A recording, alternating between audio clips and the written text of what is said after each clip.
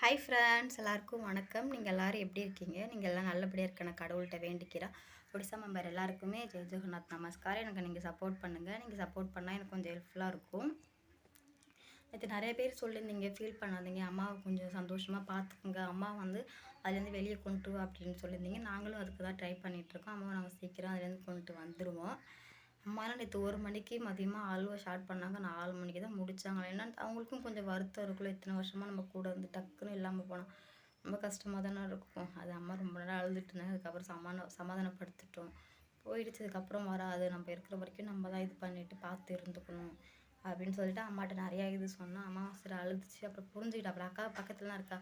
பக்கத்து ஊர்னா ஒரு 2-3 ஊர் தள்ளி அக்கா இருக்கா. அப்புறம் அக்கா கால் பண்ணி சொல்லிட்டா. அக்காவுமே வந்துட்டா.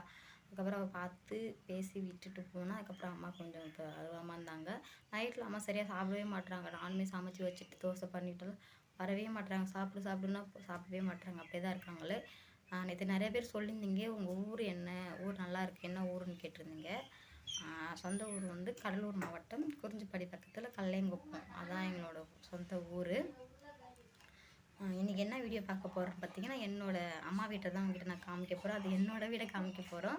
சரி வாங்க என் வீடு எப்படி இருக்குன்னு பார்க்கலாம். இதுதான் வீட்டுக்கு போகிற வழி, இது தெருவு. சரி வாங்க வீட்டுக்குள்ளே போகலாம். என்கிட்ட காமிக்கிறேன் வீடு எப்படி இருக்குன்னு. இது வந்து இங்கே வந்து ஒரு ஷீட்டு மாதிரி போட்டு இது பண்ணலான்னு நினச்சிட்டு இருந்தோம். ஆனால் அது இன்னுமே முடியல, பண்ணணும். நேற்று பார்த்துருப்பீங்க, குண்டு மல்லி செடி பூ முன்னாடி வச்சுருப்போம்.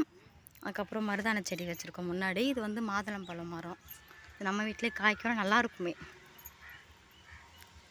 மாதுளம்பழம் மரம் இருக்குது. சரி நம்ம வெளியே பார்த்துட்டு அதுக்கப்புறம் வீட்டுக்குள்ளே போகலாம். இந்த இடத்துலலாம் நேற்றே பார்த்துருப்பீங்க, எல்லாம் தண்ணி பிடிக்கிற இடம், க்ளீன் பண்ணுறது, ட்ரெஸ் வாஷ் பண்ணுறது அந்த இடம். இது வந்து கொட்டா. இது வந்து சாப்பாடு மழை டைமில் இங்கே பண்ணிப்போம். இங்கே ஒரு அடுப்பு இருக்குது.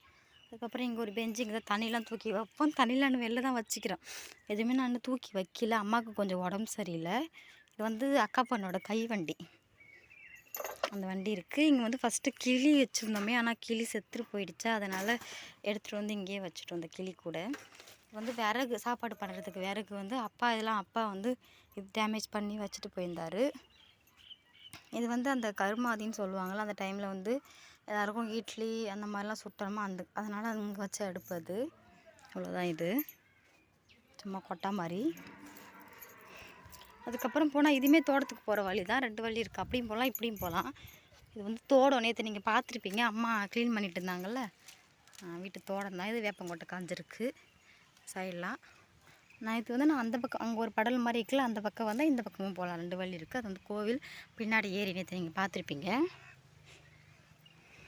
இது வந்து கொஞ்சம் ஒழுகு மழை பெஞ்சாதனால இந்த மாதிரி சீட்லாம் போட்டு இது பண்ணி வச்சுருக்கோம். இது வந்து கோழி கொண்டு, கோழி எல்லாம் வெளில போயிடுச்சு. அப்புறம் இந்த சைடு பார்த்திங்கன்னா இங்கெல்லாம் வாழை மரம் செடி இந்த மாதிரி தான் இருக்கும். கனகாமரம் செடி இருக்குது, குண்டுமல்லி செடி இருக்குது. அப்புறம் தென்னை மரம் இப்போ தான் வச்சுருக்கோம். அப்புறம் இங்கே பைப்பு இருக்குது. சரி அங்கே போகலாம் வீட்டுக்குள்ளே.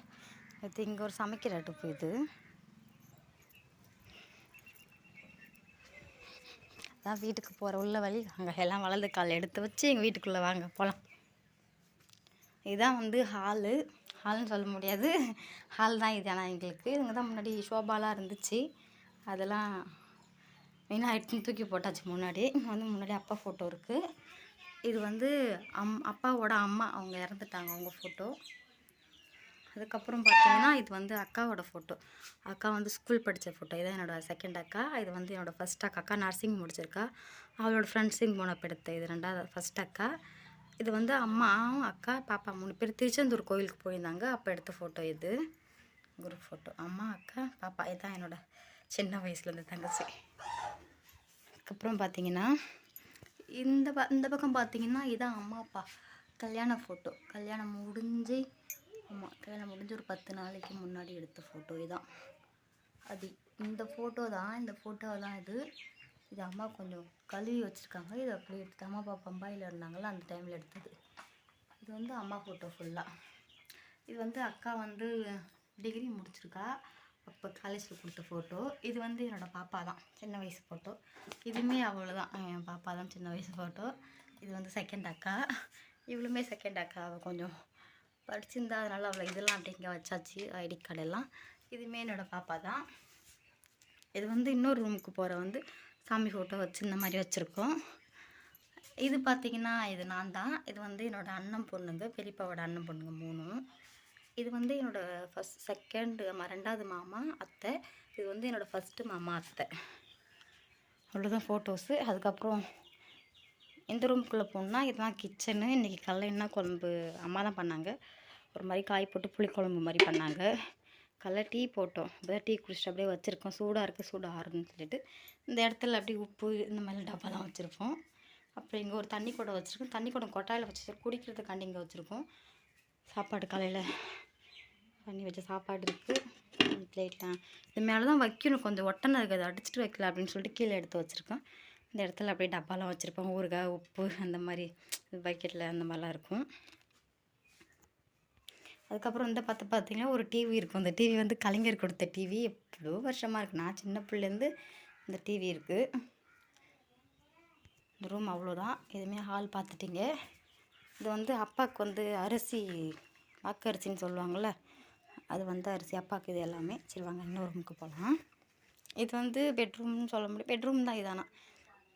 இங்கே வந்து ட்ரெஸ்லாம் மாட்டி வச்சுருப்போம். இது பேகு. இது வந்து பீரோ இருக்குது. இங்கெல்லாம் ட்ரெஸ்ஸு எதுவுமே மடித்து வைக்கவில்லை, அப்படியே போட்டு வச்சுருக்கோம். மடிக்கணுதுக்கப்புறம் துவைச்ச ட்ரெஸ் எல்லாம் சேரில் எடுத்து போட்டு வச்சுருக்கோம். அவ்வளோதான். இது இன்னும் ட்ரெஸ்லாம் மடித்து வைக்கணும். எதுவுமே மடிக்கல. துவைச்ச ட்ரெஸ் எல்லாமே அப்படியே வச்சுட்டோம். வேலை கரெக்டாக இருக்கா, அதனால எதுவும் பண்ண முடியாமல் அப்படியே வச்சுட்டோம். டெடி பேர் அக்கா பொண்ணுக்காண்டி வாங்கிட்டு வந்தது அப்படியே இருக்குது. ஒரு 2 இருந்துச்சு, ஒன்று வீணாயிடுச்சு, ஒன்று மட்டும் அது அப்படியே இருக்குது.